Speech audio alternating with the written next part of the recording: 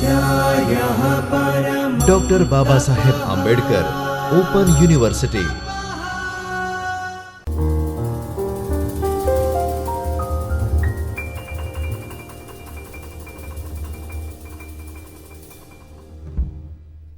નમસ્કાર દર્શક મિત્રો, મારું નામ અંકિત જોશી છે. હું ડૉક્ટર બાબા સાહેબ આંબેડકર ઓપન યુનિવર્સિટીમાં કોમર્સ અને મેનેજમેન્ટ વિભાગમાં આસિસ્ટન્ટ પ્રોફેસર તરીકે હાલમાં કાર્યરત છું. આજે આપણે જે આપણું ટીવાય બીકોમ છે એ ટીવાય બીકોમમાં આપણી સબ્જેક્ટ આવે છે, વિષય આવે છે ઓડિટિંગ. એ ઓડિટિંગમાં ભાગ 2, એ ભાગ 2માં એકમ 7 જેનું નામ છે વેચની પાત્ર નફા અને ડિવિડન્ડ. આના ઉપર આજે આપણે ચર્ચા કરવાના છીએ. તો વિદ્યાર્થી મિત્રો, આપણે ઘણી બધી બાબતની આ એકમમાં ચર્ચા કરી ચૂક્યા હતા. આજે આપણે એને આગળના જે એના મુદ્દાઓ છે એના ઉપર આજે આપણે ચર્ચા કરવાના છીએ. તો વિદ્યાર્થી મિત્રો, આજે આપણે જે જોવાના છીએ એ ડિવિડન્ડના ભાગ જોવાના છીએ, ડિવિડન્ડના પ્રકાર જોવાના છીએ. એટલે ડિવિડન્ડ કેટલા પ્રકારનો હોય? ડિવિડન્ડ 2 પ્રકારનો હોય. કયા 2 પ્રકારનો? સૌથી પહેલાં વચગાળાનું ડિવિડન્ડ અને છેવટનું ડિવિડન્ડ. વચગાળાનું ડિવિડન્ડ અને છેવટનું ડિવિડન્ડ. તો એનો સૌથી પહેલો ભાગ એટલે વચગાળાનું ડિવિડન્ડ, એની આપણે ચર્ચા કરીએ. પછી આપણે છેવટના ડિવિડન્ડની ચર્ચા કરશું. તો સામાન્ય રીતે કંપની વર્ષના અંતે ડિવિડન્ડની વહેંચણી કરતી હોય છે. આપણને ખબર છે 31 માર્ચ કે 31 ડિસેમ્બર જ્યારે વર્ષ પૂરું થાય, વર્ષ પૂરું થયા પછી આપણને નફો શોધાય. નફો શોધાયા પછી બધા ખર્ચા બાદ કર્યા પછી આનામાંથી આપણે અનામતની જે જોગવાઈઓ હોય એ કંપની ધારા મુજબ આપણે બાદ કર્યા પછી જે કંઈ રકમ વધી હોય એ ડાયરેક્ટરોએ આપસી તાલમેલ સાથે ડાયરેક્ટરની મિટિંગ્સમાં નિર્ધારણ કરે કેટલા ટકા આપણે ડિવિડન્ડ આપવું છે એ ડિવિડન્ડ આપીએ છીએ. પરંતુ જ્યારે વર્ષ દરમિયાન છેલ્લા ડિવિડન્ડ પહેલાં વર્ષની અધ વચ્ચે ડિવિડન્ડ આપવામાં આવે તો એને વચગાળાનું ડિવિડન્ડ કહેવાય. નામથી જ ખબર પડે, વચગાળાનું એટલે વચ્ચેનો. તો જે વર્ષ દરમિયાન છેલ્લા ડિવિડન્ડ પહેલાં એટલે 31 માર્ચે આપણે જ્યારે ડિવિડન્ડ આપવાનો થાય છે નોર્મલી, એનાથી પહેલાં એટલે વર્ષની શરૂઆત થયા પછી અને વર્ષનો અંત થવા પહેલાં, આ બંને વચ્ચે એટલે વર્ષની શરૂઆત જ્યારે થાય એનાથી લઈને અને વર્ષનો અંત થાય ત્યાંથી પહેલાં, પછી એને પહેલાં, તો એ દરમિયાન એ વર્ષની અધ વચ્ચે ડિવિડન્ડ આપવામાં આવે તો તેને વચગાળાનું ડિવિડન્ડ કહેવામાં આવે છે. આપણે ઇન શોર્ટ કહીએ તો વચગાળાનું ડિવિડન્ડ એટલે 2 વાર્ષિક સામાન્ય સભાઓ વચ્ચે જાહેર કરવામાં આવતું ડિવિડન્ડ એટલે વચગાળાનું ડિવિડન્ડ. શોર્ટ એન્ડ સ્વીટ શું? તો વચગાળાનું ડિવિડન્ડ એટલે 2 વાર્ષિક સામાન્ય સભાઓ વચ્ચે જાહેર કરવામાં આવતું ડિવિડન્ડ એટલે વચગાળાનું ડિવિડન્ડ. જાહેર કંપનીની કામગીરી ખૂબ જ સારી હોય છે અને વધુ નફો કરતી હોય ત્યારે કંપનીની વચગાળાનું ડિવિડન્ડ જાહેર કરે છે. કંપની બહુ સારી, બહુ એક્સિલન્ટ પરફોર્મન્સ કરતી હોય, બહુ સારો નફો કમાવતી હોય, બહુ ભરચક નફો કમાવતી હોય, બહુ સારો નફો કમાવતી હોય તો એ શેરહોલ્ડરનો પણ હક બને ને નફામાં ભાગ લેવાનો. તો કંપની એવું વિચારે કે આપણે વર્ષના દરમિયાન એટલે વર્ષના અધ વચ્ચે આપણે શું કરી શકીએ છીએ? ડિવિડન્ડ આપી શકીએ, ડિવિડન્ડ જાહેર કરી શકીએ છીએ. તો વચગાળાનું ડિવિડન્ડ જાહેર કરવા માટે સામાન્ય સભાની મંજૂરીની જરૂર નથી, પરંતુ ડાયરેક્ટરોને વચગાળાનું ડિવિડન્ડ જાહેર કરવાની સત્તા હોય છે. આપણે સામાન્ય સભામાં આ જે ડિવિડન્ડ વચગાળાનું ડિવિડન્ડ છે કે અધ વચ્ચેનો ડિવિડન્ડ છે એની કોઈ પરમિશન લેવાની જરૂર નથી. સામાન્ય સભામાં કોઈ પણ પ્રકારની મંજૂરી લેવાની જરૂર નથી, પરંતુ ડાયરેક્ટરોએ વચગાળાનું ડિવિડન્ડ જાહેર કરવાની સત્તા હોય છે. ડિવિડન્ડ જાહેર કરવાની સત્તા કોના પાસે? ડાયરેક્ટરો પાસે.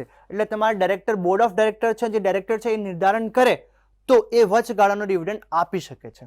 ટેબલ એ ના નિયમન 86 મુજબ જો કંપની સારા નફો કમાતી હોય તો બોર્ડ ઓફ ડાયરેક્ટર્સ જે ડિવિડન્ડનો દર નક્કી કરે તે દરે વચગાળાનું ડિવિડન્ડ ચૂકવી શકે છે. હવે કંપની સારો નફો કમાતી હોય ને તો બોર્ડ ઓફ ડાયરેક્ટર્સ જે નક્કી કરે એ નક્કી દરના પ્રમાણે એ વચગાળાનું ડિવિડન્ડ ચૂકવી શકે છે કંપની. કંપની ધારાની કલમ 205માં પેટા કલમ 1A માં જોગવાઈ કરવામાં આવી છે કે બોર્ડ ઓફ ડાયરેક્ટર વચગાળાનું ડિવિડન્ડ જાહેર કરી શકશે અને આવું ડિવિડન્ડ જાહેર કર્યા પછી 5 દિવસમાં તે બેંકમાં એક અલગ ખાતામાં ડિપોઝિટ કરવામાં આવશે. જ્યારે બોર્ડ ઓફ ડાયરેક્ટરે નક્કી કરી દીધું, બોર્ડ ઓફ ડાયરેક્ટરમાં નક્કી થઈ ગયું કે 10% આપણે ડિવિડન્ડ વચગાળાનું ડિવિડન્ડ આપવું છે, એ 10% નિર્ધારણ થઈ ગયું. એ હવે 10%ની જે રકમ છે ને એ 205માં પેટા કલમ 1A માં આપણે આ શું કરવું પડે?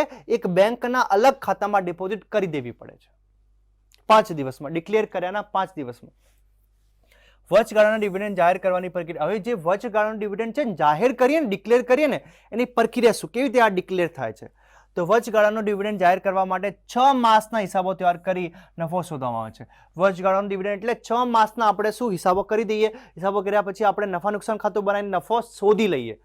આ નફો કંપનીને વચગાળાનું ડિવિડન્ડ જાહેર કરવા માટે પૂરતો જણાય તો વચગાળાનો ડિવિડન્ડ જાહેર કરી શકાય છે.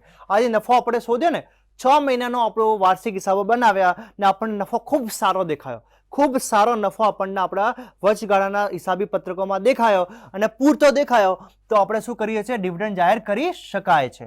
ડિવિડન્ડ જાહેર કરવા માટે ડિરેક્ટરોની સભામાં ઠરાવ પાસ કરવામાં આવે છે. ડિવિડન્ડ જાહેર કરવા માટે ડિરેક્ટરોની સભામાં ઠરાવ પસાર. હવે આ વસ્તુ આપણે યાદ રાખવાની, ડિવિડન્ડ જાહેર કરવો હોય ને તો ડિરેક્ટરોની સભામાં ઠરાવ પાસ કરવો અગત્યનો બને છે. પ્રથમ 6 માસનો નફો મળ્યા પછી બાકીના 6 માસનો નફો કેટલો મળશે તેની પરિસ્થિતિનો અંદાજ મેળવ્યા બાદ જ ડિવિડન્ડ જાહેર કરવામાં આવે છે. આપણે છે ને પેલા આ પરિસ્થિતિ ડિરેક્ટરોને ધ્યાનમાં લઈ લેવી કે પ્રથમ 6 માસનો નફો મળ્યા પછી બાકીના 6 માસમાં કેટલો નફો મળી શકે છે એની પરિસ્થિતિનો અંદાજ આપણને મળી જાય છે. તો વચગાળાના ડિવિડન્ડનો દર ઓછો રાખવામાં આવે છે. વચગાળાનો ડિવિડન્ડ કેમ ઓછો રાખવામાં આવે છે કે ખરેખર આપણને 6 મહિનામાં તો એટલો નફો સારો નફો થયો અને પરિસ્થિતિમાં પણ આપણે જણાય પણ છે કે આગામી 6 મહિના પણ સારો જ નફો થશે તો પણ આપણે ઓછા ટકાવારી આપીએ છીએ. હવે છેવટનું ડિવિડન્ડ આ પતી ગયું આપણું વચગાળાનું ડિવિડન્ડ પતી ગયું. હવે છેવટનું ડિવિડન્ડ એટલે છેવટનું ડિવિડન્ડ એટલે શું, તો વચગાળાનું ડિવિડન્ડ જાહેર કરવા માટે જે મુદ્દાઓનો વિચાર કરીએ છીએ બધા જ મુદ્દા છેવટના ડિવિડન્ડને પણ લાગુ પડે છે. એટલે જ્યારે પણ છેવટનું ડિવિડન્ડ આપીએ ને એટલે લાસ્ટ ડિવિડન્ડ આપીએ ને આમાં જેટલા પણ આપણે ઇન્ટ્રીમ ડિવિડન્ડ આપ્યો, વચગાળાનો ડિવિડન્ડ આપ્યો, બધા જ મુદ્દા એને એપ્લિકેબલ થાય છે. ટેબલ એ મુજબ છેવટનું ડિવિડન્ડ જાહેર કરવા માટે બોર્ડ ઓફ ડાયરેક્ટર્સને જે સત્તા આપવામાં આવી છે. એટલે જ્યારે પણ છેવટનું ડિવિડન્ડ તમારે આપવાનું હોય ને તો પણ ટેબલ એ મુજબ ડાયરેક્ટરો જ નક્કી કરી શકે છે. બોર્ડ ઓફ ડાયરેક્ટરમાં જ નક્કી કરવામાં આવે. કેટલું ડિવિડન્ડ જાહેર કરવું, ડિવિડન્ડ જાહેર કરવું કે ન કરવું દરેકનો નિર્ણય ડાયરેક્ટર લઈ શકે છે. સામાન્ય રીતે ડિવિડન્ડ નફામાંથી કે અલગ ફાળવેલ અનામતમાંથી આપી શકાય છે. હવે જે સામાન્ય રીતે છે ને ડિવિડન્ડ ક્યાંથી અપાઈ શકે છે તો નફામાંથી એક તો તમે આપી શકો છો કે ફાળવેલ અનામતમાંથી આપી શકો છો, પરંતુ મૂડી નફામાંથી ડિવિડન્ડ જાહેર થતું નથી. પણ તમે મૂડી નફામાંથી કોઈ પણ પ્રકારનું ડિવિડન્ડ આપી શકાતા નથી. ડાયરેક્ટરો મૂડી નફામાંથી નીચેના સંજોગોમાં ડિવિડન્ડ આપી શકે છે. ડાયરેક્ટરો છે ને એ મૂડી નફામાંથી પણ કયા સંજોગોમાં ડિવિડન્ડ આપી શકે છે, જ્યારે કંપનીના આર્ટિકલ્સમાં મૂડી નફો વેચવાની જોગવાઈ હોવી જોઈએ. કંપનીના આર્ટિકલમાં એવું લખેલું હોવું જોઈએ કે મૂડી નફામાંથી પણ એ કંપની ડિવિડન્ડ આપી શકે છે અને બધી જ મિલકતોનું પુનઃમૂલ્યાંકન બાદ નફો મળવો જોઈએ. પછી આ નફો ખરેખર મળેલો હોવો જોઈએ. તો આપણે જ્યારે પણ કોઈ પણ મિલકતનું પુનઃમૂલ્યાંકન કરીએ ને તો પુનઃમૂલ્યાંકન કર્યા પછી પણ આપણને નફો મળવો જોઈએ અને ખરેખર મળેલો હોવો જોઈએ તો આપણે મૂડી નફામાંથી આપણે ડિવિડન્ડ જાહેર કરી શકીએ. ક્યારે? જ્યારે તમારા ડિરેક્ટરોને પરમિશન હોય, સત્તા હોય અને તમારા આર્ટિકલમાં લખેલું હોય તો જ. કંપની અધિનિયમ 2013 મુજબ ડિવિડન્ડ. હવે કંપની ધારો 2013માં શું કહેવામાં આવે કે ડિવિડન્ડ કેવી રીતે વેચવાનો, તો કંપની અધિનિયમ 2013 મુજબ ડિવિડન્ડ જાહેર કરવા માટે અમુક જોગવાઈઓ નીચે મુજબ છે. કઈ જોગવાઈઓ છે? તો પહેલી જોગવાઈ જેમાં કલમ 51 મુજબ દરેક કંપનીઓને પ્રમાણસર ડિવિડન્ડ ચૂકવવાની પરવાનગી છે. પ્રમાણસર એટલે પર્સન્ટેજ એટલે અનુપાત. તમારે કોઈ પાસે 1 લાખના શેર હોય, કોઈ પાસે 50,000ના શેર હોય, કોઈ પાસે 30,000ના શેર હોય તો એના અનુપાતમાં ડિવિડન્ડ વેચવાનો. એટલે કે દરેક શેર પર ભરપાઈ કરવામાં આવેલી રકમના પ્રમાણમાં ડિવિડન્ડ ચૂકવવામાં આવે છે. જ્યારે બધા શેર સમાન રૂપે ભરપાઈ થયેલ ના હોય અને કંપનીની તમામ ઇક્વિટી શેરને સમાન રીતે ડિવિડન્ડ ચૂકવવામાં ના હોય તો કંપનીના બોર્ડ ઓફ ડાયરેક્ટર દ્વારા પ્રોરેટાના આધારે ડિવિડન્ડ ચૂકવવાની નક્કી કરે છે. જ્યારે પણ તમને એવું લાગે કે બધા જ જે શેર હોય ને બધા શેર સંપૂર્ણ ભરપાઈવાળા ના હોય, ઘણા બધા એવા હોય કે જેમાં સંપૂર્ણ ભરપાઈ ના થઈ હોય તો એના હિસાબે તમારે જે ડાયરેક્ટર છે એ ડાયરેક્ટરે શું કરવું જોઈએ? પ્રોરેટાનો ઉપયોગ કરીને ડિવિડન્ડની ચૂકવણી કરવી જોઈએ. બીજું, પ્રેફરન્સ શેર ડિવિડન્ડના કિસ્સામાં ડિવિડન્ડની ચૂકવણી નિશ્ચિત દરેક ચૂકવણી કરે છે.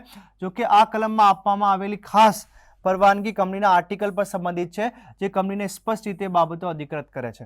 હવે આપણને ખબર છે કે પ્રેફરન્સ શેર ડિવિડન્ડ હોય ને ફિક્સ હોય, એના દર નક્કી હોય, એ દરે પહેલા પ્રેફરન્સ શેરને આપણે ચૂકવણી કરી દેવી જોઈએ. પ્રેફરન્સ શેરને ડિવિડન્ડની ચૂકવણી કરી દેવી જોઈએ. એ પણ વસ્તુ સ્પષ્ટ રીતે બાબતમાં અધિકૃત આર્ટિકલ્સમાં લખેલી હોવી જોઈએ. અંતિમ ડિવિડન્ડ સામાન્ય રીતે વાર્ષિક સામાન્ય સભામાં કલમ 102(b) એટલે જે તમે અંતિમ ડિવિડન્ડ આપો ને, છેવટનું ડિવિડન્ડ, એની વાત કરે છે. એ વાર્ષિક સામાન્ય સભામાં કલમ 102(b) જાહેર કરવામાં આવે. એટલે એ જે વાર્ષિક સામાન્ય સભામાં જાહેર કરેલું હોવું જોઈએ, કયો? છેવટનું ડિવિડન્ડ, અંતિમ ડિવિડન્ડ. જે દર કંપનીએ તેના આર્ટિકલ્સ ઓફ એસોસિએશન કરેલ ભલામણમાં દર્શાવેલ દર કરતાં વધુ ન હોવો જોઈએ. આ જે તમારો આર્ટિકલ હોય ને, આર્ટિકલમાં વધુમાં વધુ તમે ડિવિડન્ડ 25% આપી શકો, તો આર્ટિકલ કરતાં વધુ ના જોવું જોઈએ. તમારા આર્ટિકલમાં જેટલી મેક્સિમમ લિમિટ હોય કઈ ડિવિડન્ડ આપવાની શેરહોલ્ડરને, એનાથી વધારે તમે કોઈ પણ પ્રકારના ડિવિડન્ડના દરની જાહેર કરી શકાતા નથી. એટલે એનાથી ઓછી જ દરની તમે જાહેર કરી શકો છો. ચોથું, વચગાળાનો ડિવિડન્ડ કંપનીના બોર્ડ ઓફ ડાયરેક્ટર્સ દ્વારા નાણાકીય વર્ષ પૂરું થાય તે પહેલા કોઈ પણ સમયે જાહેર કરવામાં આવી શકે છે. જ્યારે અંતિમ ડિવિડન્ડ કંપનીના બોર્ડ ઓફ ડાયરેક્ટર દ્વારા ભલામણ કરવામાં આવે તો કંપનીના સભ્ય દ્વારા વાર્ષિક સામાન્ય સભામાં જાહેર કરવામાં આવે છે. વચગાળાનો ડિવિડન્ડ છે ને, બોર્ડ ઓફ ડાયરેક્ટર દ્વારા નાણાકીય વર્ષ પૂરું થયા પહેલા એ જાહેર કરી શકે છે. કોણ? Board of director. જ્યારે આપણે અંતિમ ડિવિડન્ડની વાત કરીએ, છેવટના ડિવિડન્ડની વાત કરીએ, તો એ બોર્ડ ઓફ ડાયરેક્ટર્સ દ્વારા એના દર સાથે કેટલા ટકા આપણે ડિવિડન્ડ આપવું છે શેરહોલ્ડરને, એ દર સાથે એ વાર્ષિક સામાન્ય સભામાં આપણને ઠરાવ પાસ કરે. ઠરાવ પાસ કર્યા પછી એ આપણને ભલામણ કરે, પછી ઠરાવ પાસ થયા પછી જ તમે ડિવિડન્ડ જાહેર કરી શકો છો. કયો? છેવટનું ડિવિડન્ડ. કલમ 134(3) અનુસાર બોર્ડ ઓફ ડાયરેક્ટર્સ દ્વારા ડાયરેક્ટર્સ રિપોર્ટમાં ડિવિડન્ડની રકમની જાણ કરવી આવશ્યક છે. તમારા બોર્ડ ઓફ ડાયરેક્ટરની રિપોર્ટ્સ હોય ને, એમાં જે તમે ભલામણ કરતા હોય તો ભલામણમાં ડિવિડન્ડની રકમની જાણ કરવી પડે કે 1 કરોડનો આપણે ડિવિડન્ડ આપવાનું છે, 2 કરોડનું ડિવિડન્ડ આપવાનું છે, કેવી રીતે. કોઈ હોય તો તે ચૂકવવાની ભલામણ કરે છે. કંપનીની વાર્ષિક સામાન્ય સભામાં બોર્ડ ઓફ ડાયરેક્ટર દ્વારા ભલામણ કરાયેલ ડિવિડન્ડ જાહેર કરવું આવશ્યક છે. જેટલા ટકાવારી, જેટલી રકમનો બોર્ડ ઓફ ડાયરેક્ટરે સામાન્ય વાર્ષિક સભામાં જાહેર કર્યો હોય એટલી જ તમે આપી શકો છો. આ બાબત વચગાળાના ડિવિડન્ડ ઉપર લાગુ થતી નથી. આ કોના ઉપર લાગુ થાય? અંતિમ અને છેવટના ડિવિડન્ડ ઉપર. જે તે વર્ષ માટે કંપનીના ઘસારા બાદ કલમ 123(b) અનુસારના નફા સિવાય કોઈ પણ નાણાકીય વર્ષ માટે કંપની દ્વારા કોઈ ડિવિડન્ડ જાહેર કરવામાં અથવા ચૂકવવામાં આવશે નહીં.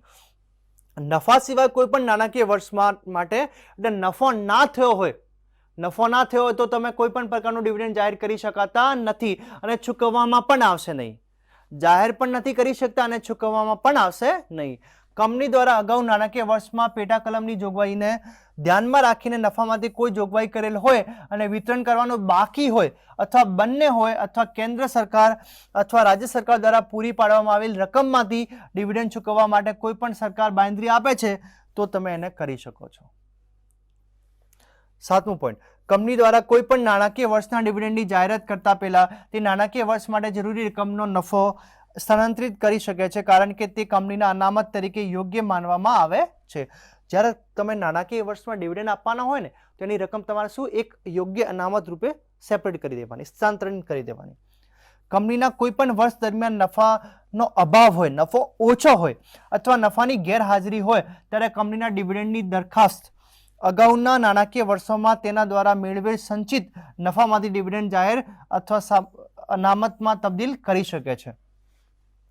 જ્યારે નફો ઓછો હોય, બહુ ઓછો હોય, એટલે નફો એટલો સફિશિયન્ટ ના હોય કે તમે તમારા શેરહોલ્ડરને ડિવિડન્ડ તરીકે વેચી શકો, ત્યારે એવો નફાનો અભાવ હોય કે ઓછો હોય, તો નફાની ગેરહાજરી હોય ત્યારે કંપનીની ડિવિડન્ડની દરખાસ્ત અગાઉના નાણાકીય વર્ષોમાં તેના દ્વારા મેળવેલ સંચિત નફામાં ડિવિડન્ડ જાહેર અથવા અનામત તરીકે તબદીલ કરી શકો છો. જે કંપની ધારો 2013 અને કંપની ધારા 2013ની કલમ 73 અને 74નું પાલન કરવામાં નિષ્ફળ રહી હોય, 73 અને 74માં કલમમાં જે લખેલું હોય એનું પાલન કરવામાં નિષ્ફળ રહી હોય એવી કંપની અને ડિફોલ્ટર તરીકે ચાલુ હોય ત્યાં સુધી ઇક્વિટી શેર પર કોઈ પણ પ્રકારનો ડિવિડન્ડ જાહેર કરવામાં આવશે નહીં.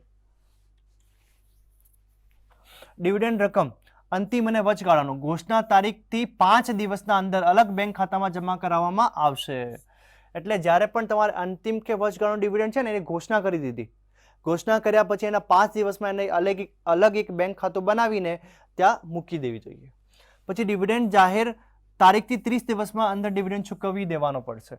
જ્યારે પણ તમે ડિવિડન્ડની જાહેરાત કરો ને એના 5 દિવસમાં તમે એક અલગ બેંક ખાતામાં ડિવિડન્ડ સ્થાનાંતરિત કરી દેવાનો અને એના 30 જ દિવસના અંદરો અંદર તમારે એ પૈસા ચૂકવવાના રહેશે શેરહોલ્ડરોને. લિસ્ટેડ કંપનીઓના કિસ્સામાં કંપની કાયદો 2013ની કલમ 24 અનુસાર ન ચૂકવાયેલ ડિવિડન્ડ સંબંધિત જોગવાઈ માટે સેબીને વહીવટી અધિકારી આપે છે. અન્ય કોઈ પણ કિસ્સામાં કેન્દ્ર સરકારનો અધિકાર નિશ્ચિત રહેશે. એટલે ક્યારે પણ આપણે એવો સંજોગ બને કે ન ચૂકવાયેલ ડિવિડન્ડ સંબંધિત જોગવાઈ આવે તો એ આપણે ધ્યાનમાં રાખવી જોઈએ. જો ડિવિડન્ડની રકમ ઘોષણા તારીખથી 30 દિવસની અંદર ચૂકવવી પડશે કે દાવો કરવામાં ના આવે તો કંપની દ્વારા શેડ્યુલ બેંકમાં ખોલાવવામાં આવેલ વિશિષ્ટ ખાતામાં ન ચૂકવાયેલ અથવા દાવો ન કરાયેલ ડિવિડન્ડને તબદીલ કરવાની જરૂર છે, જેને ન ચૂકવાયેલ ડિવિડન્ડ ખાતા કહેવાશે. આથી તબદીલી 30 દિવસની મુદત પૂરી થતાં તારીખથી 7 દિવસની અંદર કરવામાં આવશે. હું તમને ઇન શોર્ટ કહું કે આપણે જ્યારે પણ ડિવિડન્ડ ડિક્લેર કરીએ, ઘણા બધા એવા લોકો હોય જે ડિવિડન્ડ ક્લેમ કરવા જ ના આવે, એ પોતાને ખબર જ ના હોય કે કોઈ પણ સંજોગોમાં શેરહોલ્ડરો દ્વારા ડિવિડન્ડ ક્લેમ ના કરાય. શેરહોલ્ડર એ દિવસમાં ડિવિડન્ડ ક્લેમ ના કરાતા હોય તો આપણે શું કરવાનું? આપણે છે ને ન ચૂકવાયેલ ડિવિડન્ડ ખાતું કહેવાશે, એમાં આપણે તબદીલ થઈ જાય છે.